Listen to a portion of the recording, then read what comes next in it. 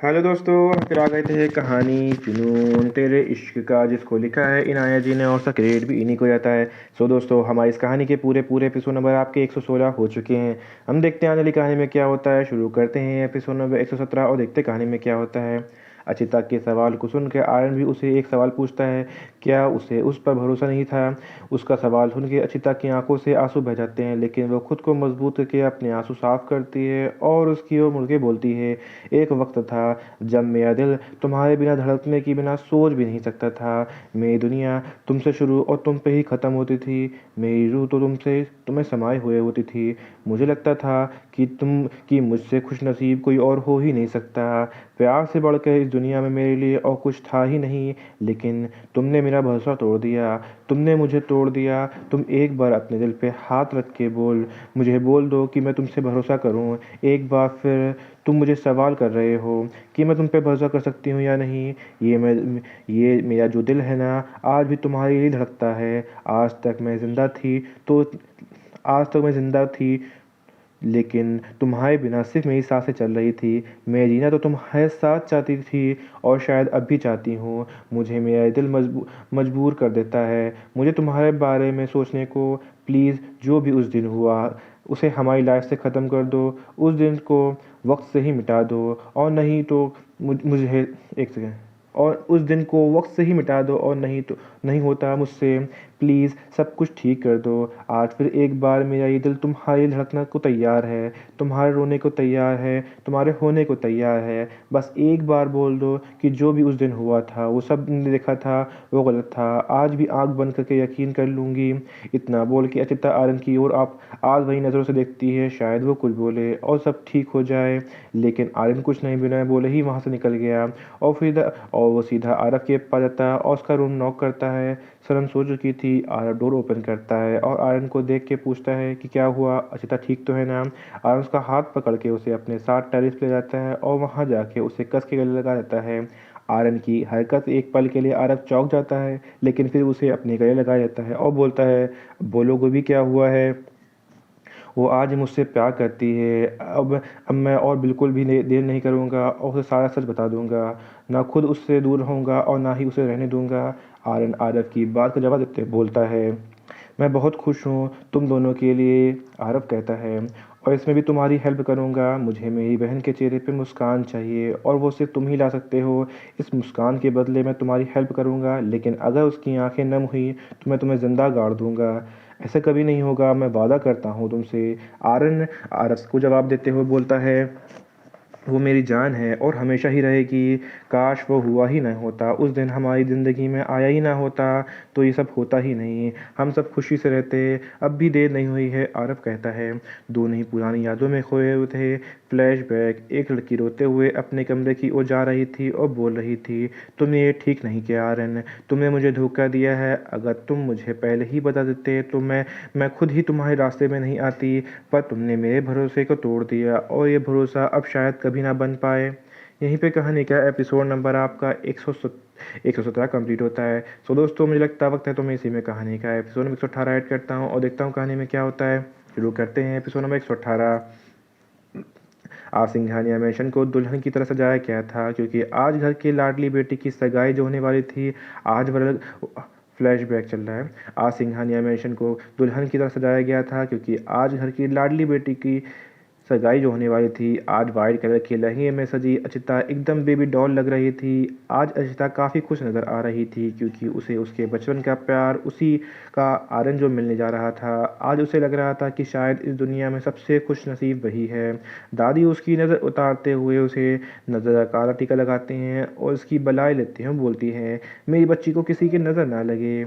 नहीं लगेगी दादी, अचिता हंसते हुए जवाब देती है।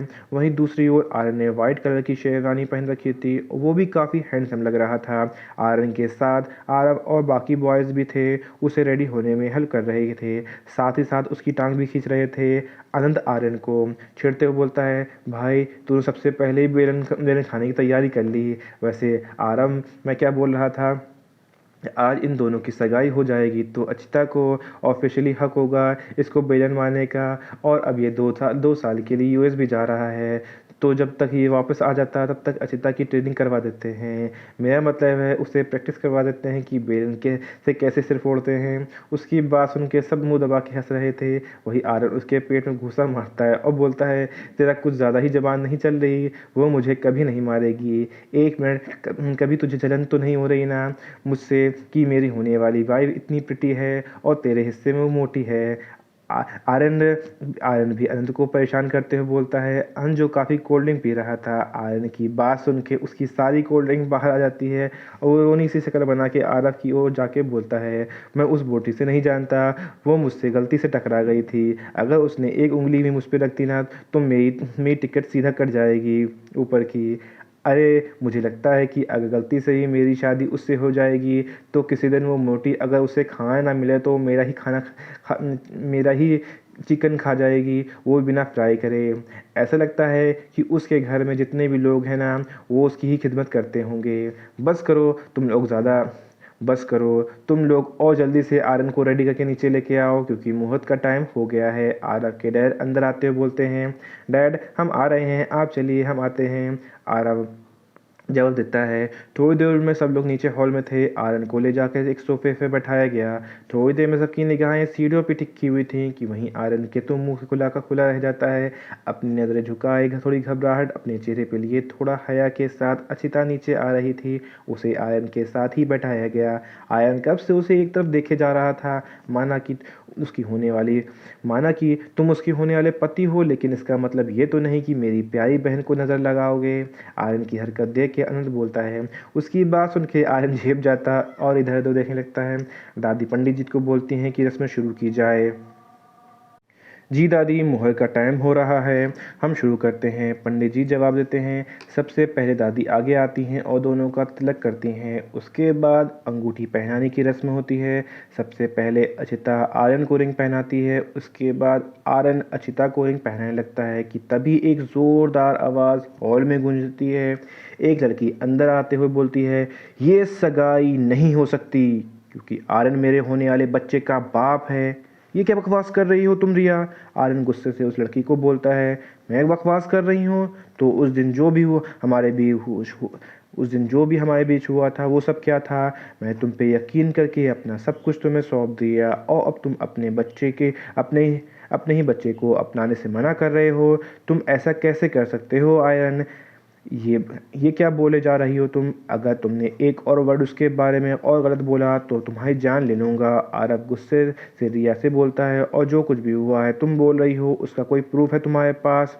हाँ प्रूफ है, रिया बोलती है। उस रात की सीसीटीवी फुटेज में उस रूम की होटल की। और भी प्रूफ चाहिए हो तो तुम्हें ये फ़ोटोज़ देखो और अपने साथ लाई हूँ फ़ोटोज़। या सबको दिखा देती है। उन फ़ोटोज़ को देख के सबके एक झटका सा लगता है।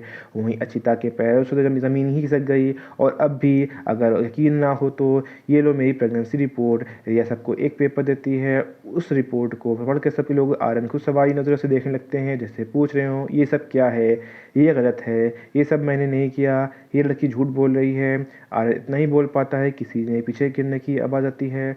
सब मुड़ के देखते हैं तो अचिता भी होश हो चुकी थी। सब उसकी ओर दौड़ते हैं। आरव अचिता को गोद में उठा के रूम में ले जाता है। आरव में उसके पीछे आता कि आरव उसे रूम के डोर पे ही रोक देता है।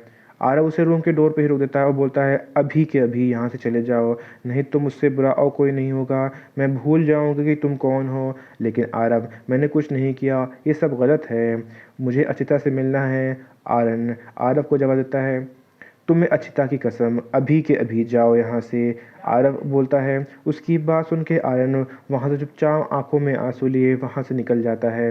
यहीं पे कहानी का एपिसोड नंबर आपका 118 कंप्लीट होता है। सो दोस्तों आपको एपिसोड में 118 कैसा लगा हमें कमेंट करके ज़रूर बताइए। कहानी कोई ऐसा अंश ऐसा भाग जो आपको समझ में ना आया हो, आपको और पता लगा हो तो भी हमें कमेंट करके ज़रूर बताइए। कहानी अच्छी लगी तो उसको लाइक कीजिएगा, शेयर कीजिएगा, चैनल को सब्सक्राइब कर लीजिएगा ताकि आपको हमारे आने वाली अगली वीडियो अब तक आसानी से पहुँच सके। सो दोस्तों हम फिर मिलेंगे एक नई वीडियो के साथ, एक नए एपिसोड के साथ। तब तक के लिए मुझे इजाज़त दीजिए। धन्यवाद दोस्तों।